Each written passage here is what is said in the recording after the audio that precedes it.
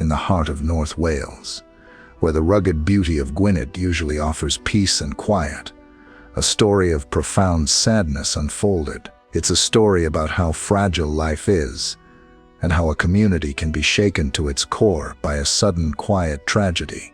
In the summer of 2025, the life of a bright, caring 24-year-old woman named Karenza Williams was tragically cut short. She was reported missing, and then found just hours later in a quiet Welsh woodland.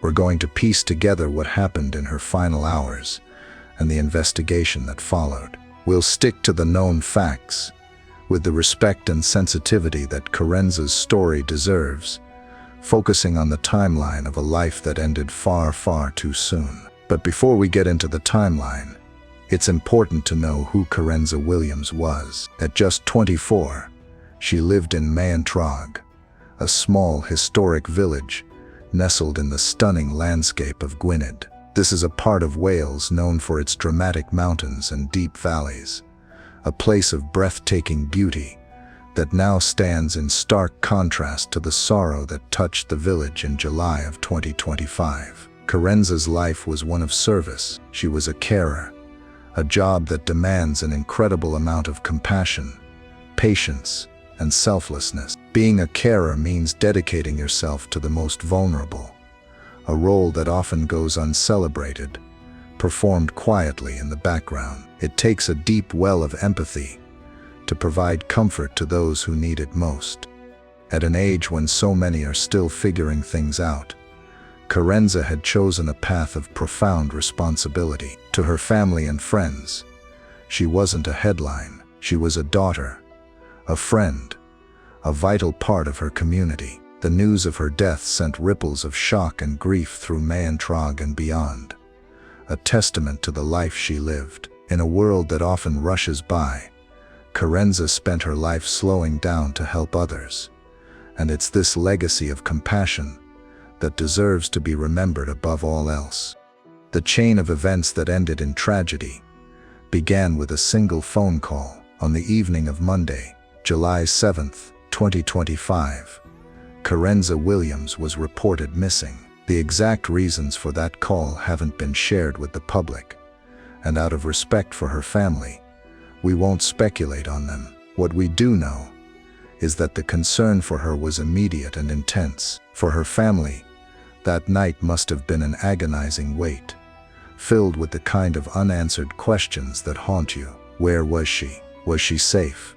North Wales police took the report seriously, launching a search and mobilizing resources to find the 24-year-old carer. They started to piece together her last known movements, talking with family and friends. As the quiet evening turned into a night of active searching, the community, whether they knew it or not, was on the edge of losing one of its own. As dawn broke on Tuesday, July 8th, the search for Karenza intensified. The operation focused on the area around the A496, a major road that winds through the Welsh countryside, near a stretch of woodland between Maentwrog and Talsernol. It's beautiful country, but its dense woods and rolling hills make it challenging terrain for any search. Just before 10 a.m., police took the serious step of closing the A496 to all traffic. For locals, the flashing blue lights and police tape were a clear sign that something was terribly wrong.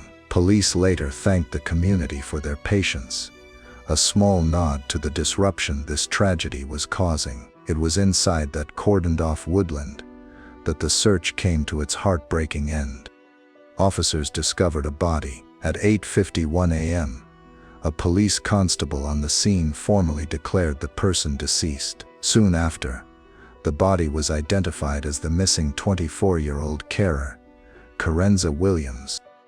The hope that had carried her family and the search teams through the night was gone. Police then began the somber task of informing Karenza's family, confirming their worst fears. By lunchtime, the A496 was reopened, the physical cordon lifted, but the emotional impact of the morning's discovery was just beginning to settle over the community. With Karenza found, North Wales police began a formal investigation to piece together the circumstances of her death. Crucially, they quickly announced that they were not treating the death as suspicious. This is important.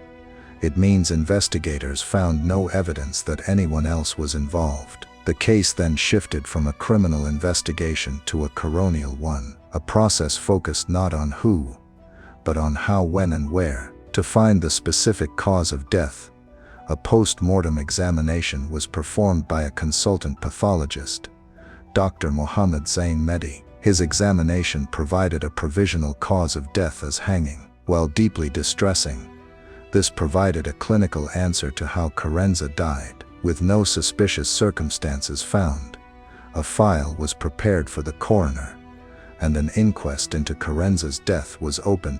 The senior coroner for North West Wales, Kate Robertson, presided, offering her condolences to Karenza's family and friends. An inquest isn't a trial, it's a fact-finding inquiry. It was adjourned to a later date to allow all the necessary information to be gathered, ensuring a formal factual conclusion for her family. Losing a young person in this way is a tragedy that ripples through an entire community. It's a painful reminder of the silent struggles that people can face. If you or anyone you know is struggling with mental health, please know that help is available, and you are not alone. There are people who want to support you.